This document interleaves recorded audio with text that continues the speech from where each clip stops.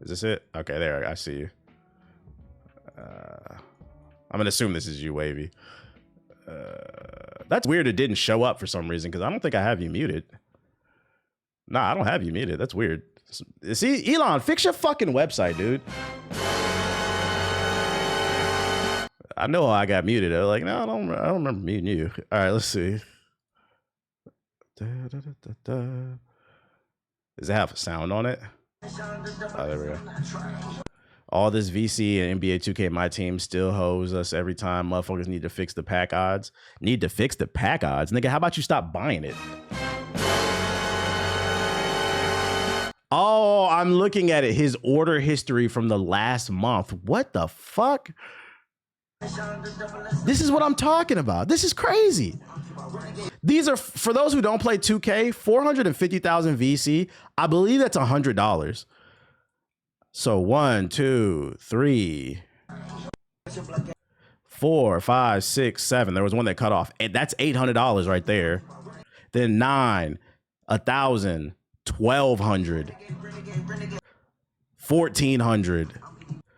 Oh my God. 15, 16, 17, 18, 19. Oh my God. It's 107. Oh my God. Y'all see what I'm talking about? He said, fix the pack odds. This is from the last month. What's wrong with you? And it needs to be the same nigga. I can't afford a fucking PS5. Chat, let's have a conversation about financial literacy. This is what financial literacy does not look like. Whatever this nigga's doing, do the opposite, okay? I told y'all, if y'all want to play this game, I understand it's only one basketball game on the fucking market. But if you want to play this game, get the game, 1 pack of VC. That's all you need. What are you buying? What are you buying? He has to be a My Team player.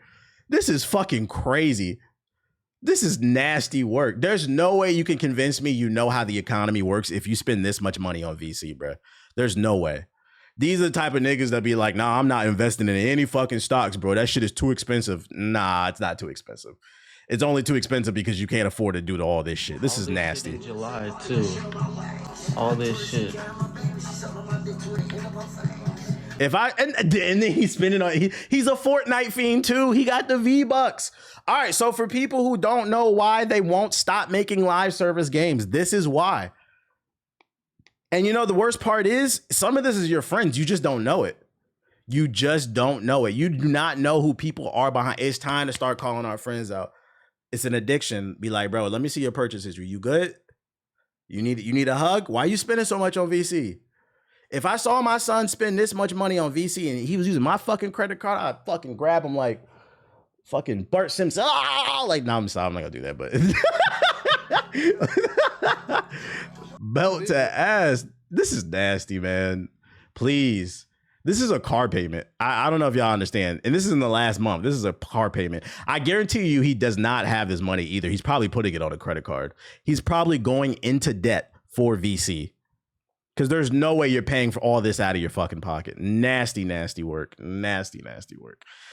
So if you wonder why 2K is in the state that it's in, and this is why I've kind of changed my answer from don't buy the game to if you want to play it, just limit how much you buy in terms of VC. This is what I mean. Because for those unaware, 70% of the profits in 2K come from VC, not the game. Because once you buy the game, that's $70 in their pocket. Or if you buy the $100 edition, that's $100 in their pocket. And that's it. It doesn't generate any other revenue. The reason why they continue to break revenue profit margins every year is because people continue to buy VC.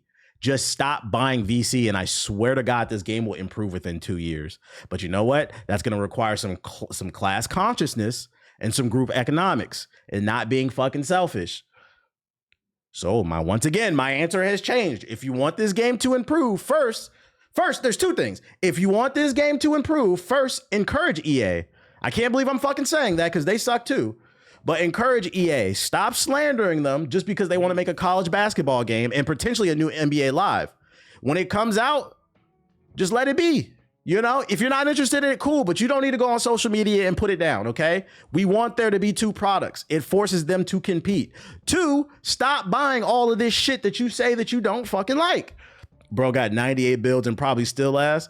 This nigga got 100 builds and probably got a negative record in the fucking rec. These be the niggas that run zone and rec. Shut your bitch ass up, bro. I can't stand that shit, bro. We don't play, me and the boys don't play 2K like that. We play that shit to have fun. And even if we're in a 5-stack, we don't play competitively. We don't play every night. So we get on to have fun. You get in the wreck, them niggas is running plays and shit. And the worst part is we be beating half of y'all. Is this nigga in a zone? We're in the wreck, play man to man. Shut the fuck up, bro. Niggas on YouTube watching videos, how to run a 3-2 zone, how to run a 2-3 zone, how to play 5 out. Thousands of dollars on VC just to fucking lose. You can't convince me you're not a loser in real life. What is this? Call of Duty Black Ops 7 ESRB description says the words fuck and shit appear in the game. It's rated M, yeah. You was on point when you said heavy 2K dudes just RPG nerds in jerseys. Yes. Yes. You guys are playing Avowed. You are playing Avowed with a pick and roll, guys. You are playing Skyrim with a backdoor cut. That's what you're playing. You just don't know it. Last before I move on is check your friends who play 2K and Madden and shit. Be like, how much you like? I can't be friends with you no more. You spending too much money. You ruining the industry, dog. Group economics. What the fuck? The group economics. Explain it to him. Group economics. What you do affects me. These billionaires do not care about your personal well-being. So understand what you do. Your lack of self-control fucks me over. And you keep fucking me over. We can't be friends anymore. Now that's on a video game scale. That's also on a grand scale if you want to talk about real life stuff. But then you niggas going to get in your feelings.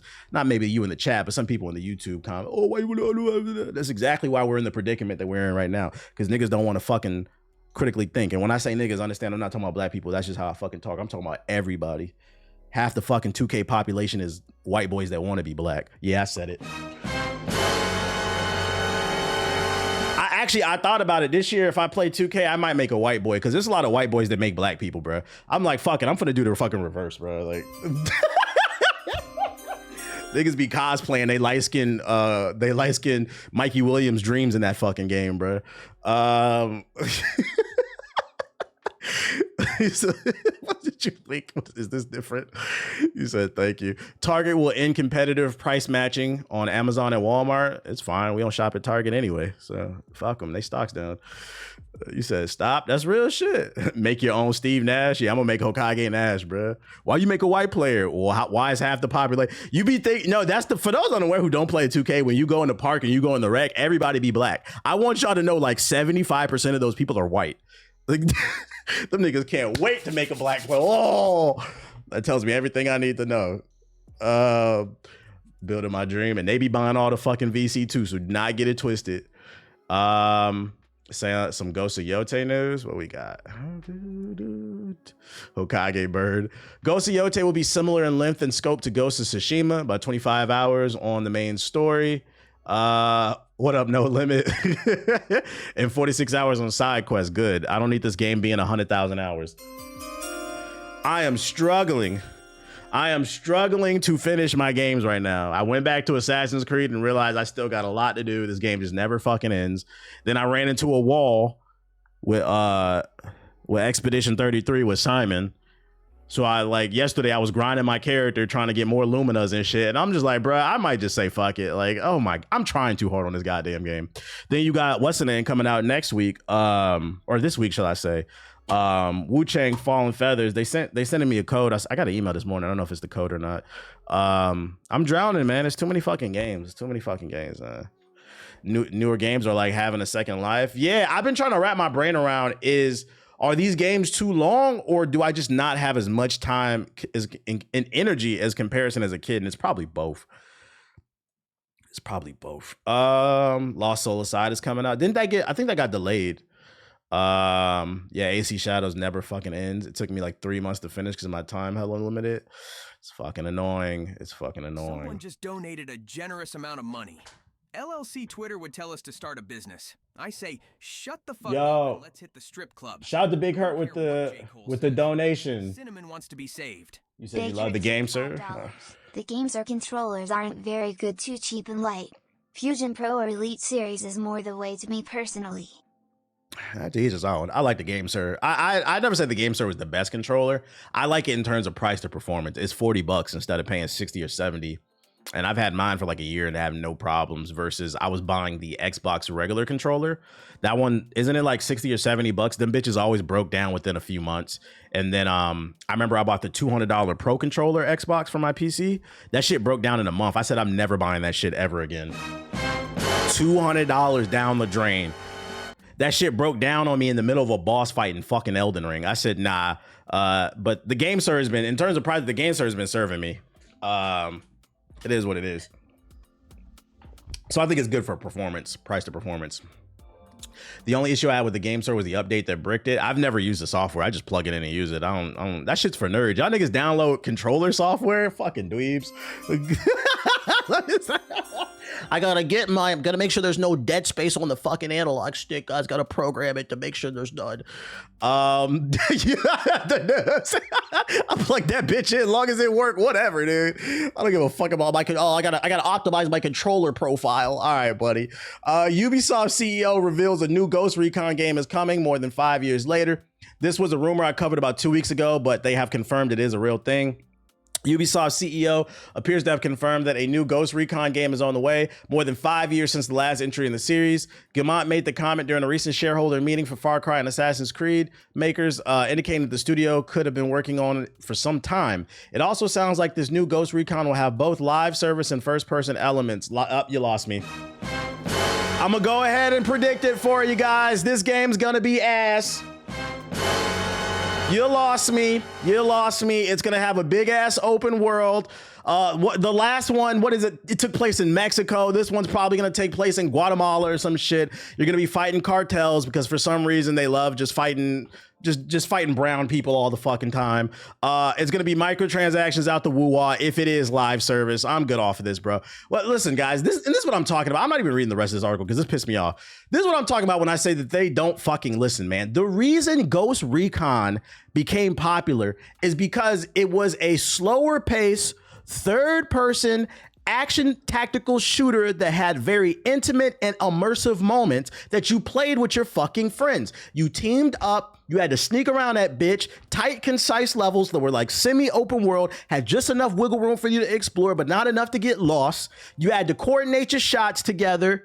You had to coordinate your flank. That's what made the game great. I don't want to hop in a fucking helicopter or a car and drive 3 miles down the block to a empty enemy base, because that's what Ghost Recon has become, another Ubisoft slop game that's open world with enemy bases all over. We fly a helicopter for 5 miles, we parachute down, we infiltrate the enemy base, then go do it another 100,000 times. I don't want to do that shit, bro. Let's get back to tight, concise moments. What makes Expedition 33, made by former Ubisoft developers, great is it is a tight and concise adventure. It is semi-open world, but it doesn't give you too much where you're getting fucking lost all the time. When you make a concise experience, it allows you to focus and hone in on what makes the product great. And if your product doesn't have 1 to 2 things going for it great, nigga, we don't care. I'm telling you, bro, Grand Theft Auto, this is gonna piss y'all off. Grand Theft Auto has done irreparable damage to the gaming industry. And not on purpose. Understand what I'm saying. I'm just saying the influence of Grand Theft Auto, because there was life before and after Grand Theft Auto. After the success of Grand Theft Auto, everybody and their mama started making these open world games. And here, we are here to let you know, unless you make Elden Ring, your game doesn't need to be open world. The open world should contribute something to the experience. If it doesn't, then don't make it open world for 2 reasons. A, it's a better experience for the user, and B, it's a better experience for the developers. Now we don't have to crunch 100,000 million thousand hours. That's a real number, by the way. Also, you guys don't spend as much money. You have a lower overhead because it's a more concise experience. And then you can what? Say it with me. Make your money back sooner, which is something Ubisoft needs to do because you guys are poor. Oh my God, bruh. God, copycat industry, man. It's like, I feel like, you know how they say, the Mr. Beastification of YouTube. There was life before and after Mr. Beast on YouTube. It's the same thing with gaming. Grand Theft Auto would be the Mr. Beastification of gaming. After Grand Theft Auto came, everybody started doing these open world games. And unfortunately, Ubisoft hit the pipe a little too fucking hard. And now they can't get off of it. Straight meth head with no teeth. You niggas is crazy. I don't want to. I hope this rumor is fake. I hope it's fake. I hope Ghost Recon is real, but I hope it's Ghost Recon. I want to play Ghost Recon for Ghost Recon. I don't want to play a live service game because I'm going to tell you what's going to happen. It's going to piss me the fuck off. I will fucking punch my monitor. This last thing I'm going to say about this game. If Ghost Recon comes out and it's a live service tactical shooter that you can play with your friends and it has like RPG elements in it because it's a live service, it's a looter shooter. First of all, that's The Division, nigga. You already made that game. Second, it's going to piss me off if me and my friends are doing a stealth mission. We line up. Let's say if it's 4 to a squad, like usually Ghost Recon was. There's somebody we need to take down, and we all line up the shot from different angles. We say 3, 2, 1, boom. 4 50 cal bullets hit a nigga in the scalp. It's gonna piss me off if only a third of the health is taken off because it's a live service RPG where they put nothing but bullet sponges in. It's like, what's the purpose of the stealth? What's the purpose of setting up the situation? Nigga, get this shit the fuck off my screen. Yeah, just a number pops up. I don't want to play that. I don't want to play that. Guys, gamers are getting older. The average gamer is 35 years old. We're here to let you know we don't want to play that shit. You could make an argument that Fortnite has ruined the way these live service games have been carried out as well. Oh yeah, you know, absolutely. Grand Theft Auto has been detrimental to the design of video games. Fortnite has been detrimental to the business of games. Two different reasons, but absolutely. You can put them on the Mount Rushmore of fuckery. Absolutely. Because there was before and after Fortnite with the now everybody got a goddamn battle pass. Even single player games. How the fuck you put a single player battle pass? I hate when you have to keep saying this about these new games, but these rants are hilarious. Shit gives me a fucking headache, man. and the worst part about these games is, to the casuals, they'll watch what I'm saying and they'll say, oh, see, gaming is dead. Gaming is dead. And what they fail to realize is, shout out to Graffiti Gaming. What they fail to realize is what I'm talking about affects a very specific type of game, the type of games that only casuals play. And because they indulge in it so much, then they say, oh, gaming is dead. But then they won't play Expedition 33. They won't play anything else. There's a million different games on Game Pass that you can play for free. And we are living in an era where you can pay $10 a month for thousands of games to play. And niggas still won't try nothing else. Shit is fucking crazy. So understand, I'm talking about a very specific sector of gaming. There's still great games to play. Who's telling them to make these games, every new game, live service? The reason they are is they're looking at the success of others and thinking they can apply it to themselves. But what I feel like these businesses fail to realize is the average person has a limited amount of time and money.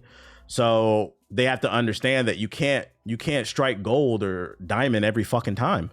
It's just not enough money. It's not enough people on Earth. There are 9 billion people on Earth. Of those 9 billion, a certain number of them play games. Of the certain ones who play games, half of them are not even going to touch your fucking game because they only play Call of Duty, Grand Theft Auto, 2K, Madden. But I think the way that they look at it, they just look at it as, okay, of the 9 billion people who play games, 3 billion of them play games. We need all 3 billion on Fortnite too. It's statistically impossible.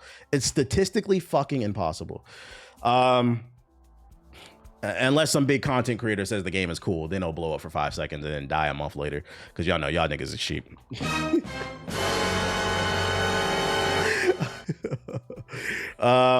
It's crazy too, because the people who make money, who are making all this money, like, you would think they'd understand business. In business, usually the way businesses work, and this is for any business, not gaming, right? The way businesses usually work is there's only enough space for 3, maybe 4, but usually 3 companies to dominate a sector. And then after that, everybody else is fighting for scraps. This is why the job market is so fucked up in the United States, because Walmart, Target, who would be the third big box? I'm trying to think. Walmart, Target, what? Costco, if you want to throw Costco in there, maybe. Sam's Club is under Walmart, but you get the point. These big box stores have come in and they've absorbed, or Amazon. Yeah, you could throw Amazon in there. Amazon. these big box stores have come in and offered so many different products. They absorbed all the jobs from, you know, the mom and pops that we used to shop at when we were younger. So it blows my mind that in the gaming community, these people that have all this money don't understand this. In the market right now for BR, the only thing that's going is Fortnite, and it was grandfathered in. But before that, it was Fortnite, Apex, Warzone. That was the big three. After the big three, you are fighting for scraps when it comes to the player base. But because BR, I'm just giving BR as an example.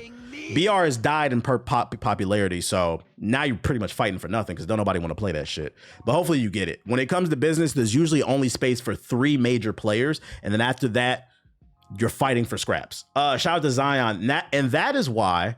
And if you're cool with fighting for scraps, you don't want to be a multimillionaire or whatever, and you're cool with making a few 100,000 or 1,000, then, you know, stay in your position, be a mama pops, do your thing.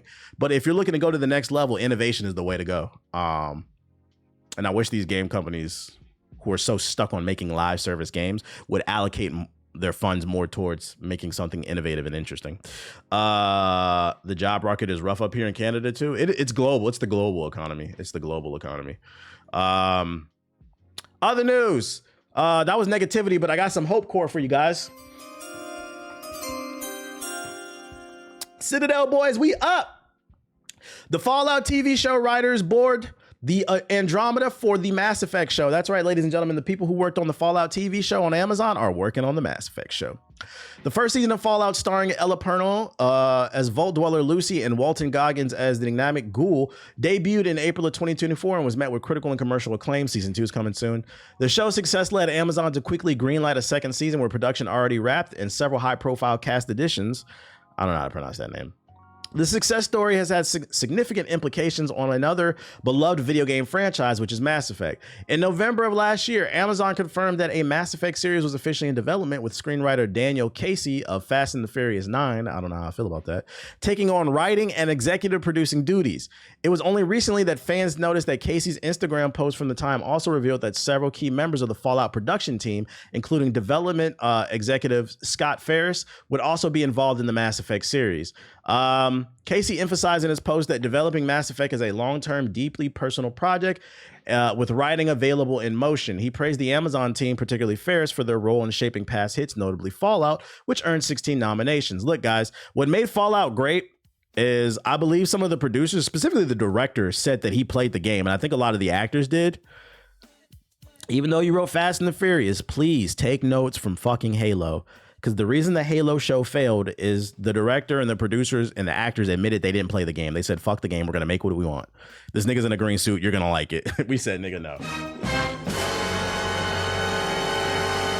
Play the games. Especially because I'm going to be honest. You don't even have to like play everything in the games. If you can run through all 3 games in a week. I know because Ace did it one time. Each game is only like 15 hours in terms of the story. But it's one of those games where, like, if you choose to do the side quest, then it can get up to like 40, 50 hours or whatever. But like, if you just want to run the story, run all 3 games, really familiarize yourself with the characters, engross yourself in the world to help you better understand, so you understand why people love the games. As one of the company's earliest hires, Scott was a founding member of its original scripted drama team and played a key role in launching marquee series such as The Man in the High Castle and The Marvelous Mrs. Maisel and Jack Ryan. Man in the High Castle is fire. This is my favorite resubscribe. That shit is fire. The show should be all right. Fast and the Furious 9 was okay. The Halo show was disappointing. So just a little bit of hope core. Just a little bit of hope core until we see a trailer. I don't know. Y'all know, for those not familiar with me, I beat Mass Effect 12 times, so I will be extra hard on this show. I know my Mass Effect. Make sure you're doing them loyalty mission. Yeah, that's the only side quest I will say. Make sure you're doing them loyalty missions. I'm gonna be honest. The 2 things that I've seen reoccurring for people who didn't like Mass Effect, who played it, they did 2 things. A, they played the soldier class because it was the only word they understood out of all the classes, which is sad because all you had to do was read what the other classes did. They played the soldier class, which is the most boring class out of all the 8. And then 2, I've learned a lot of people didn't do the loyalty missions. The loyalty missions are the best missions in Mass Effect. Do that, please. Somebody link something. What is this? Breaking, 2K updated the ball in NBA 2K26. Holy shit. Oh, they made the ball fucking light skin. Oh shit. Let's go. They turned the ball Blake Griffin. Oh man, this is gonna be good. Groundbreaking shit, chat. Groundbreaking shit. Yo, niggas really tweeted this shit. It's a slow day, man. It's a slow fucking play, man. It's funny. And then last but not least, some more positive news. Ready or Not was recently ported to console. It was a popular PC shooter. It is a tactical game where you play a SWAT team. Not reenacting, but living through real moments that SWAT teams would go through. What makes this game stand out is how realistic it is and how coordinated you have to be with your friends. A lot of you have asked me to play it. I'm personally not interested. But Ethos and some other people in GI played it and they loved it. Recently, it was ported to console from PC, and it has sold 1 million units on console in just the first week. So shout out to Ready or Not. I'm not gonna lie, I've seen some funny clips on TikTok too of people playing it on console. And it's like a completely different game on console because console niggas don't take the shit seriously. But I think that's okay. It's a video game. You're supposed to be having fun with it. It creates like a lot of funny moments and shit. I have it and I play with friends. I do find it interesting that this game is blowing, although it depends on who you ask, because Doom 3 sold like 3 million copies, and so did Assassin's Creed. Niggas said that shit was a failure, but I don't know, 1 million is a... They also said Metaphor was a failure too at 2 million, but 1 million is a success. I don't know. The internet can't make up its mind on what's a success and what's a failure. I think this is a success, but it depends on who you ask. I will say I do find it interesting that console players flock to this game, and I wonder what it was about it in comparison to other games. Because to be fair, Ready or Not is not a casual game. This is very much a hardcore game. And maybe that's the appeal of it. It's so hardcore that it appeals to everybody because they want to see if they can do it or not. But this is a very rare case where like the casual audience is interested in something so hardcore. So I will say I'm gonna clout people up. I'm happy to see for those on console who tried this. I'm not personally interested in it. I'm happy that at least people are giving it a good try. Like they're giving it a chance at least. It's how real it is. I figured. Good co-op too. Good marketing with them. I'm getting it this weekend. It reminds me of Rainbow Six Vegas. It's got a gun. That's 50% of what you need. All it needed was a ball. You're right.